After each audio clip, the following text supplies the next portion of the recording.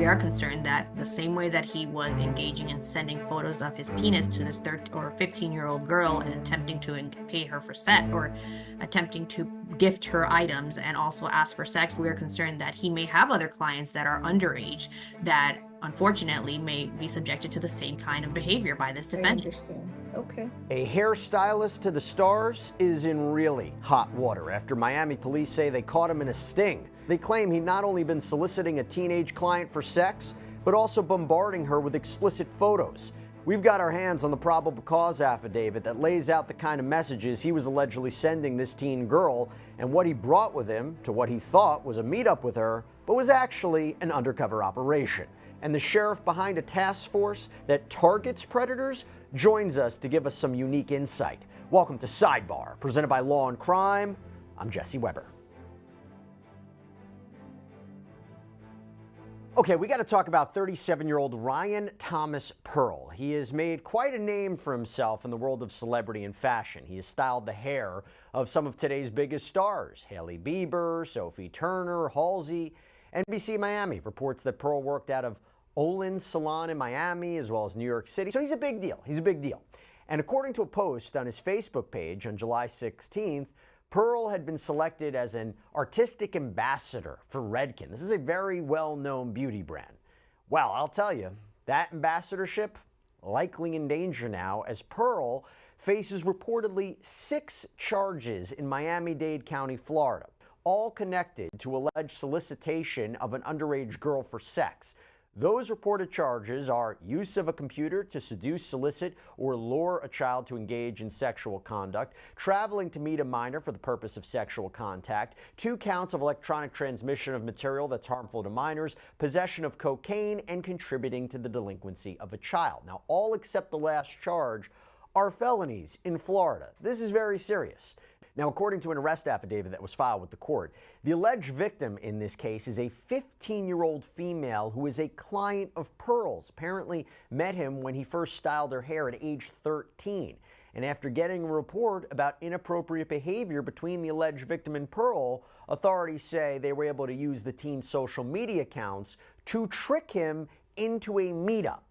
Lot to get into here, and as we go through each section of this, including this sting operation, who better to talk about this than we're bringing back onto Sidebar Sheriff Chris Swanson of Genesee County, Michigan, leader of a task force that goes after alleged predators. Chris, thank you so much for taking the time. It's good to see you. Always, brother. So I got to ask you, I want to take your pulse on this. You have a hairstylist.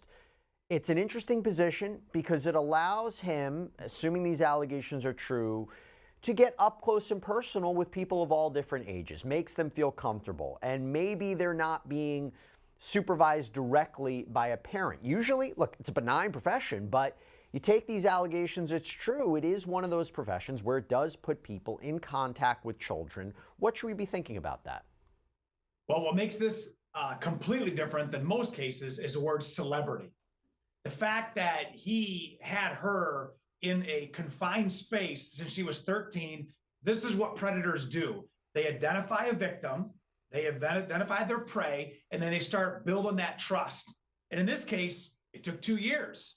But what you see is a pattern that is repeated across the board when it comes to predator and prey.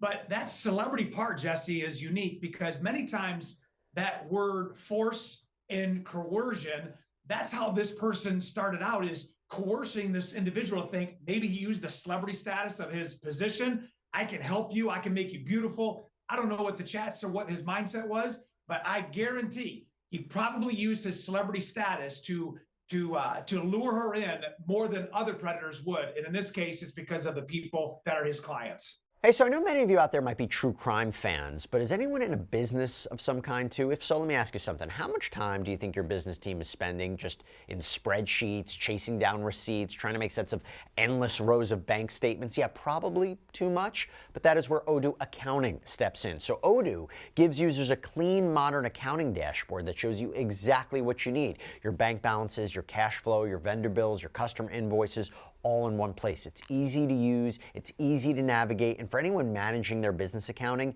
It's invaluable. You want to know why Odoo is going to give your business a cutting edge? Well, Odoo uses smart AI with a 98% recognition rate to automatically generate invoices and vendor bills. So all you have to do is just review and validate. That's it. Their bank reconciliation, next level. Odoo connects with over 28,000 banks to automatically match your transactions with your financial records to give you pinpoint accuracy. There's no more guesswork. Need reports? Guess what? Odoo's got everything from your balance sheet to your cash flow statements, professionally formatted, instantly accessible. So if you've been doing all this accounting work manually, you can stop right now. Automate invoices, vendor bills, accounting workflow with Odoo today. Get a free 15-day trial today at odoo.com/sidebar accounting. Let me focus on that for a second, because the celebrity aspect is interesting. And assuming these allegations are true for the moment, okay? If someone could let their guard down and be like, wow, someone is renowned in the industry, works with these celebrities, you know, they can be trusted. You know, there's one thing to say, yeah, you use celebrity to maybe say, you know, I can get you this, I can just get you that. But, you know, a renowned figure in the industry, does that build up a level of trust? Would a younger person or any kind of alleged victim say, I would never in a million years think someone like that would engage in anything like this? That's a factor, right?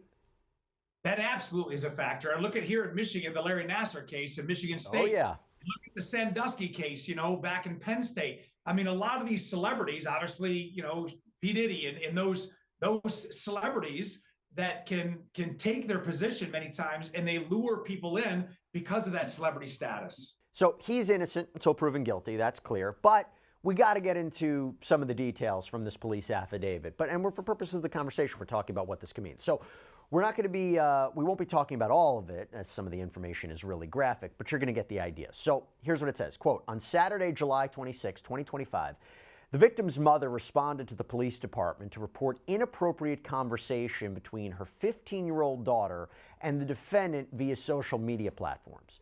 The witness was interviewed and explained to detectives while she was home on Sunday at approximately 20:42 hours, she received 2 Apple Wallet notifications. The notifications were for 2 separate transaction deposits from a phone number sent directly to her daughter's account.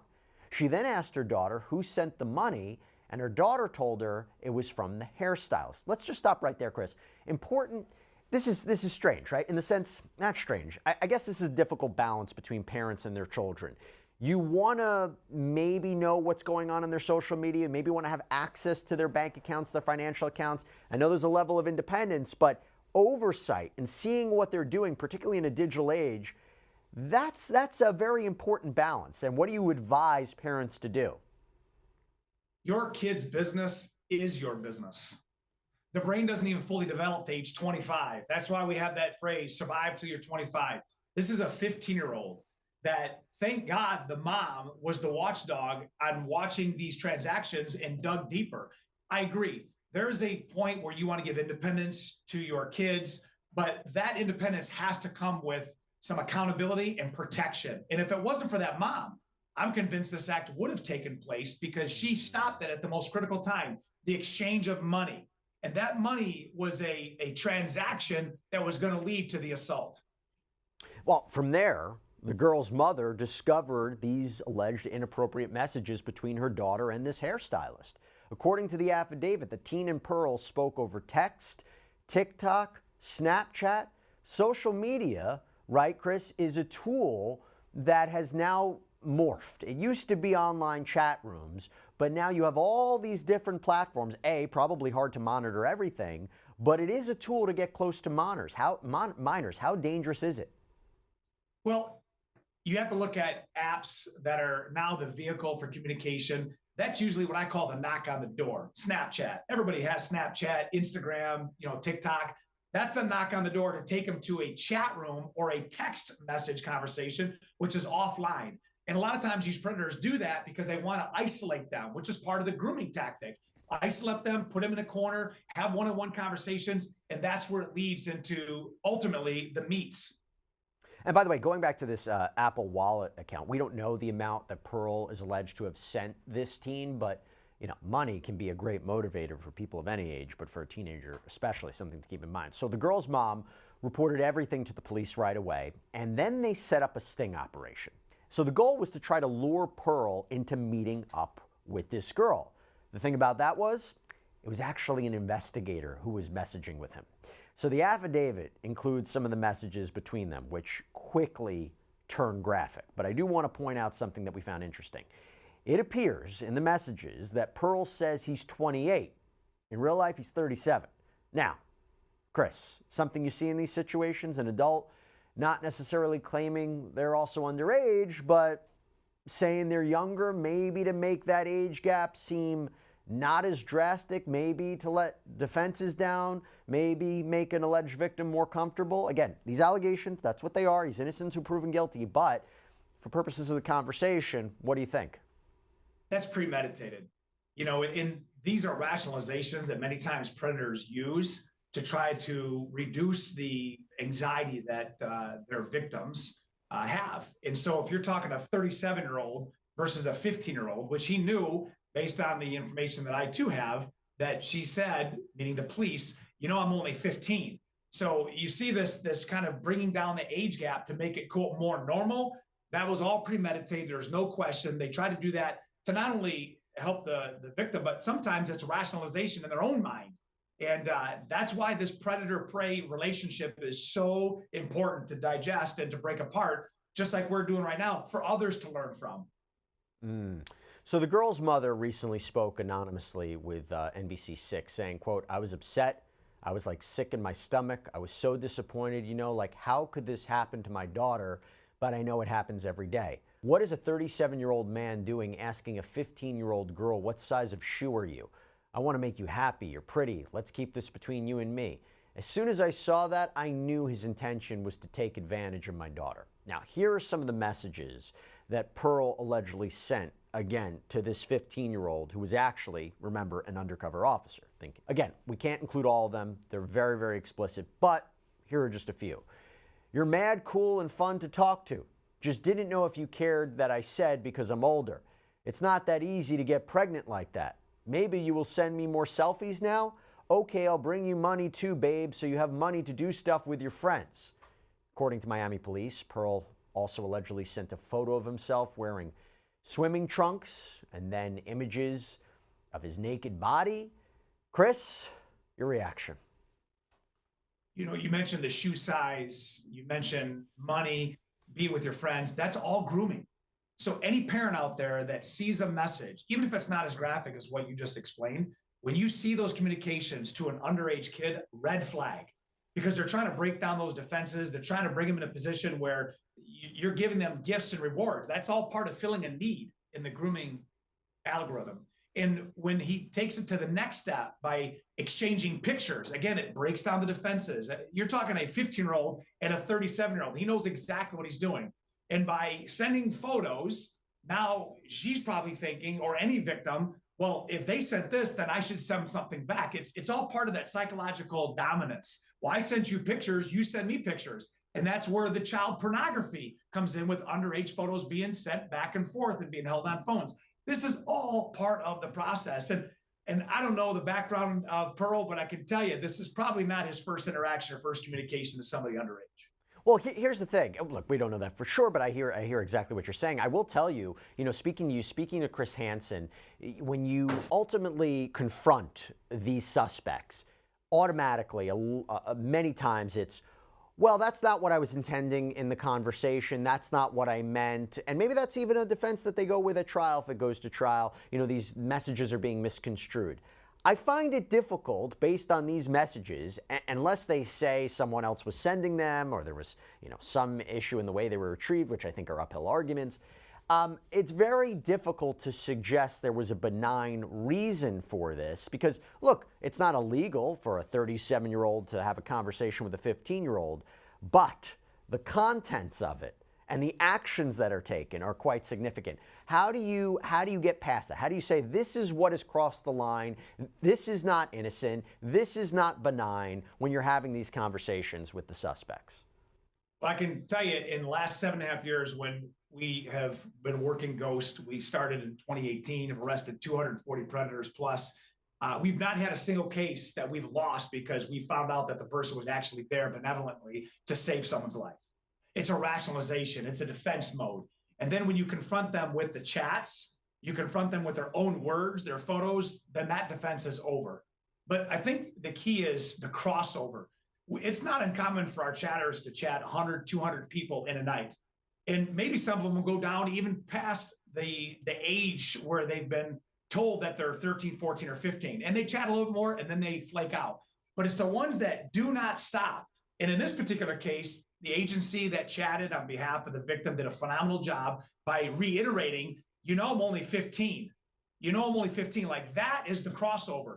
And so when he went there, and of course he had, condoms, he had cocaine, that is commitment.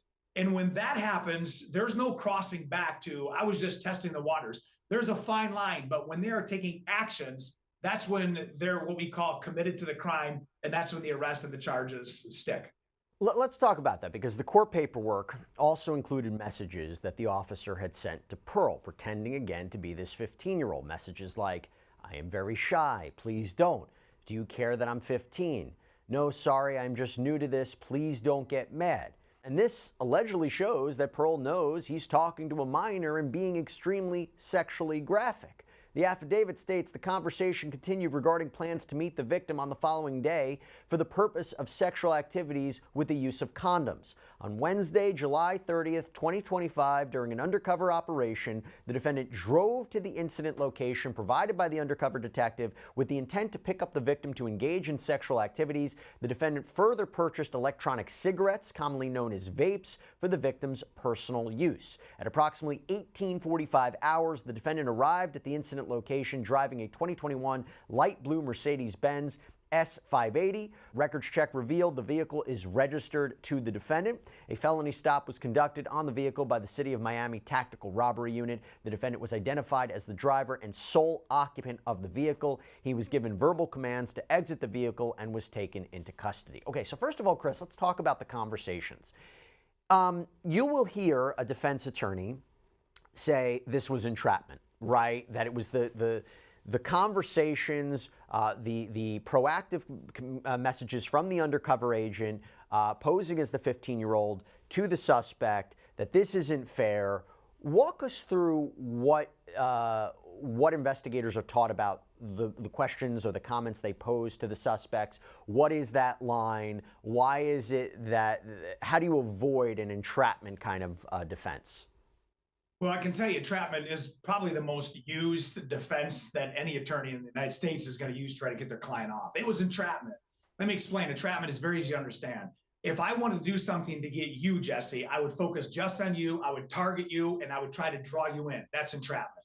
If I just throw out the bait, if I give people exits and let them know the ages, in this case, that investigator did a phenomenal job by saying, I'm only 15. I'm new to this. Can you help me?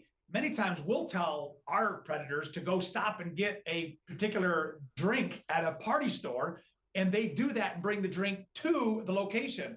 That shows intent. So if the entrapment defense is used, but we completely disprove that by saying anybody could have joined this conversation or left the conversation, that's not entrapment. But we give outs, and it only bolsters our case. And that's why a majority of these cases plead, because a defense attorney has no defense. When somebody shows up in a 2021 Mercedes and they have vapes, and without even seeing the conversation, maybe the detective even said, hey, bring me some vapes. And so he went and got the particular vapes for that victim. This is all part of the investigation. They did a phenomenal job. This is not entrapment. It's a good criminal case. And if the suspect says, hey, are you an undercover officer? Are you really 15? You can go with that conversation, because in a way it goes to consciousness of guilt. The fact that they're asking those questions shows what they're doing is wrong. So what's the limit in terms of what truthful comments or maybe misleading comments you can give to the suspect? It's undercover. Right. It's an investigation. And law enforcement is not only protected from doing these undercover investigations, but you play a role in order to protect the community and to solve crimes. And in this particular case, yes, they're talking to law enforcement. There's no obligation for them to say, by the way, I'm law enforcement, we're pretending to be a 15-year-old. Yeah. That's part of what undercover operators do, whether it's narcotic world, human trafficking world, whether it's, stolen vehicles. This is part of what law enforcement does in order to find people that are trying to hurt our community, in this case, a young child. And it helps to prove intent, which is key in these cases. So now you have this takedown. What are these takedowns like? I mean, these are people now, the spotlight is on them. I wonder if they automatically know what is going on. Do they tend to resist? What is the danger? What are the protocols in place when now you have to take down the suspect? Yeah, that's a great question for your audience. You know, by the time that vehicle rolls up on the scene that has already been identified in the chat and confirmed, that goes back to your word intent. They knew exactly where they're going, what they were doing, what they were bringing. When that vehicle arrives, there's an outer perimeter that already has identified they're on the way.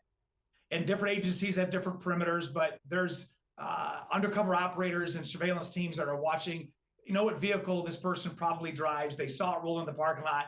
And when he got to that particular spot, they may even said, pull into the second, driveway left of whatever gas station, whatever the location was. As soon as that happens, many times there's a tactical advantage already set up, so the marked units can come up and make the arrest. There's no misunderstanding that when that individual looks in the side view mirror, the rear view mirror, and they see law enforcement, that the gig is up. And many times they freeze. They don't know what to do. They've realized that for whether it's days, weeks, or months prior to this, that they've been building this fantasy up, and they have now committed, and they know that the world is about to end. So to answer your question, few resist, but when they do resist, they'll take off. They are running scared, and that's where the outer perimeter comes in, and we contain the scene and we arrest them. But the thing is during these times, we want to build rapport because we want to ultimately solicit a confession from this individual. Even though we have all the chats, we have all the software, we have everything that proves the case, there's very little that's better than a person actually saying what they did and why they did it. So a lot of times we're going hands-on, we're securing, patting down for weapons, and we're already starting to build the rapport. Is your name so-and-so? We got you covered. You're safe. We're going to take you out of here. What's your password to your phone? And boom, they put it out there. These are all things to try to de-escalate, but also to try to divert their attention from resisting to compliance.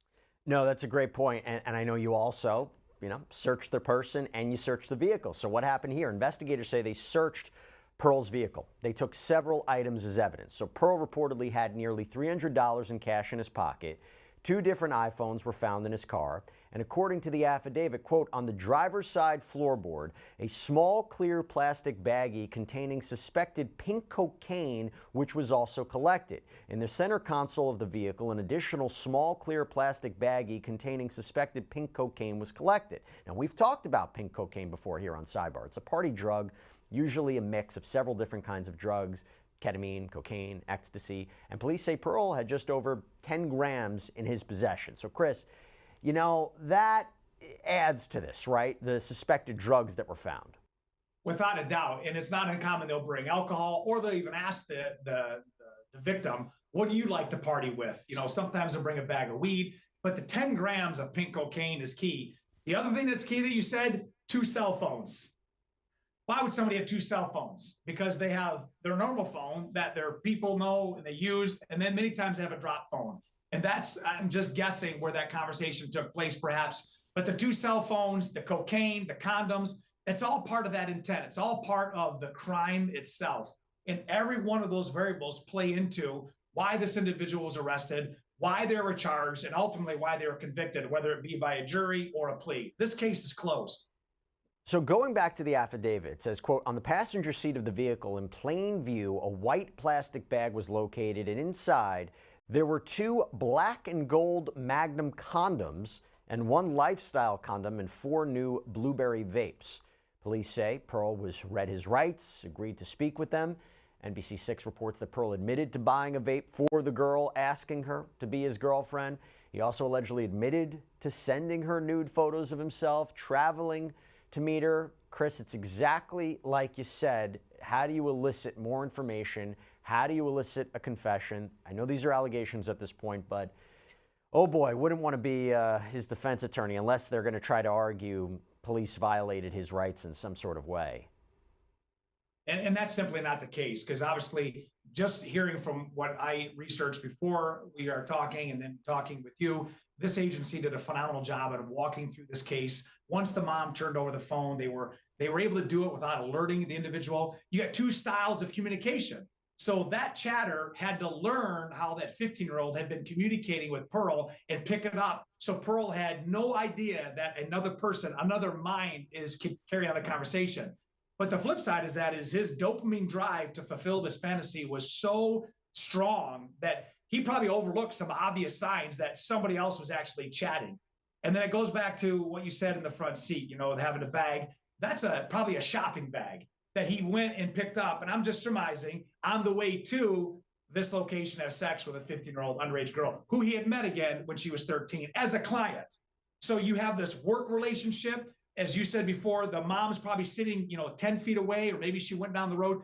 This individual isolated her, build the rapport, set up the trap, and then was ultimately going to fulfill his fantasy. And all those things that were in his vehicle, that's all part of the crime. It's all part of the investigation. And I'm convinced if they didn't stop it, and that was a 15-year-old, that this act would have been done. And with multiple condoms, who knows how many times. So after his arrest on July 30th, Pearl was charged with those sex offenses that I mentioned. He was held until a bond hearing the next day where he appeared before Judge Mindy Glazer. Sir, can you afford to hire an attorney? I'm not sure how much an attorney would cost. Well, do you own your home? No, I don't. All right. I don't believe he qualifies. Okay. You don't qualify. You have, do you have the financial means to hire an attorney? It would be hard because I work on commission based. So Do you have any savings? not much, no. All right. I'll appoint the public defender's office for you for purposes of this first appearance hearing, subject to financial verification. So I Thank need you. a moment to review the arrest affidavit for probable cause. All right. I had a chance to review the arrest affidavit. So Ms. Baez, what, you want to say anything? Yes, Your Honor. Based on the four corners of the A form, the state would be requesting an extremely elevated bond. This is the concern that we are having with regards to the defendant, both for the safety of the victim in this case. This is someone he has known since she was 13 years old. She is now 15, so he's at least known her for 2 years, knows her travels, knows her whereabouts. So we are concerned for the safety of the community, specifically the victim. We would be requesting an elevated bond in the amount of $500,000 with a GPS total lockdown component. Your Honor, the state is also concerned that this defendant is in fact a flight risk. As Your Honor mentioned before, he is originally from New Jersey, and it appears he has clients all over the United States. So it's our concern, based on the information that we have, that he does travel to do the hair and the hairstylist for, I guess, A-list celebrities. So it's our concern that he has the means to travel outside of the state of Florida, and He's going to travel to cut hair. yes, Your Honor, in Or places style hair. So how is that a danger to the community? well, considering that his clients can range from apparently 13-year-olds to whatever age, we are concerned that the same way that he was engaging in sending photos of his penis to this 13 or 15-year-old girl and attempting to pay her for sex, or attempting to gift her items and also ask for sex, we are concerned that he may have other clients that are underage that unfortunately may be subjected to the same kind of behavior by this I defendant. understand. Okay, thank you. Ms. Corey, did you want to say anything? Judge, Mr. Pearl has no objection to only having adult clients. That's not an issue for him, Judge. And the judge made sure that Pearl knew his bond was going to come with some conditions. Sir, I'm entering a stay-away order from the 15-year-old child whose initials are AG. No contact with the alleged victim, either directly, indirectly, in person, in writing, by telephone, or through third parties. And no contact with the victim through social media or other electronic means. You must stay at least 500 feet away from the victim, her Yes, home, sir. school, and and any place of employment at all times. Do you understand the stay-away order, sir? Yes, Your Honor. No texting, email, TikTok, Instagram, or any Snapchat or anything else with this Yes, Your Honor. child. In fact, you should not have any unsupervised contact with any minor children. Do you understand that? Yes, Your Honor. Okay, thank you. So apparently an attorney appeared virtually on behalf of the victim's family, spoke briefly, and then you have a public defender who was assigned to Pearl for this hearing, objected to a large bond amount for the defendant. I see you, Mr. Santisteban, you're the victim's attorney. Did you care to say anything, sir? Yes, Your Honor, good afternoon. I would echo Ms. Baez's concerns, and on behalf of my client, the victim, and her family, we would ask for the same level of bond and restrictions that Ms. Baez previously mentioned. Okay. Ms. Cora, let me hear from you. There's an issue I don't know if there's any probable cause issues. Can't do- Judge, Mr. Pearl cannot afford a $500,000 bond. That's excessive. He has no prior record, Judge. He does work for a living. I would ask if you would just set a reasonable bond, Judge, standard bond for Mr. Pearl. You've already issued a stay away order. He will honor the stay away order. He has no minors living in the home with him, so that will not be an issue. He's agreed not to have any minor clients, Judge, and that way that will not be an issue. All right. Did you have any probable cause argument? Just with regard to the unauthorized alien, Judge. Okay. With regard to count one, using a computer to solicit a child for engaging in sexual conduct, there's probable cause for that charge. It's a third-degree felony. That bond is 25. Actually, state wanted an elevated bond. From what I read here, I think you're right. But that's not going to be 500,000. That's excessive, and it's not this. This is just the first appearance hearing. It's not. He hasn't been found guilty of anything, and he's presumed not guilty. So count one, I'll set it at $5,000. Count two, using a computer services for meeting a child. There's no enhancement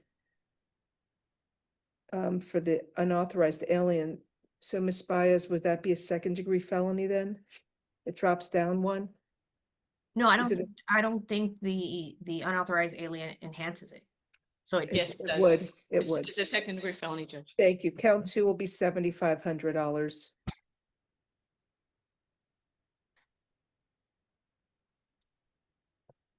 Let me just make a note of my findings. Count three and four, there's probable cause for sending count three and four, there's probable cause for sending transmissions harmful to minors. And I'm going to set a bond on count three at $5,000 and count four at $5,000.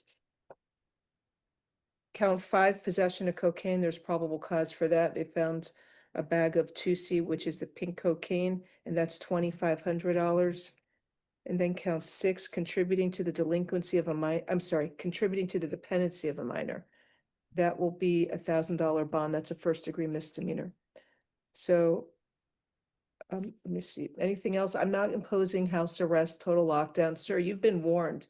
If you violate this court's order, if you contact the victim in any way, or you pick up a new law violation, you will get rearrested and you will be locked up in jail until the trial. Do you understand? Absolutely, Your All Honor. right. Thank you. Okay. Your Honor, if I may, I guess the state's concern at this point is the possibility of him having other minor clients that are victims. Is Your Honor also, is it advising him or ordering him not to have any, clients come in, even with parents? If there's a parent supervising him, he can do whatever he does for hairstyling with a parent who wants to utilize the services as long as they're present. He cannot be alone with any child under 18. He said already he will not have children as his clients. That's up to him. It's probably a wise move. But I mean, I don't know if there's an isolated incident or what, but it's certainly concerning facts. The facts alleged in this arrest affidavit are quite concerning. Stay away from the victim. You see, the victim has an attorney here who I'm sure is going to do whatever he has to do to protect his client's rights in addition to the state.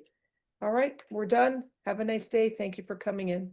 And in the end, Judge Glazer agreed that $500,000 was too high a bond, lowered it to $26,000 with those conditions that he stay away from the victim, not contact her in any way. But Chris, is that enough? How often do you see alleged predators trying to contact victims while they're out on bond, while the case is pending or is going to be progressing?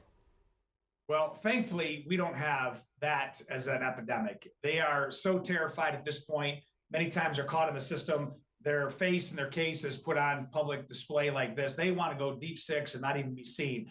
And don't forget, a bond is not set for punitive reasons. A bond in America is simply set for people to come back to the court case. It's a financial guarantee. But bonds are also seen as, many times, people on the outside, is this case taken serious by the courts? And obviously, the one who suggests a $500,000 bond, that's because they're standing up for their victim.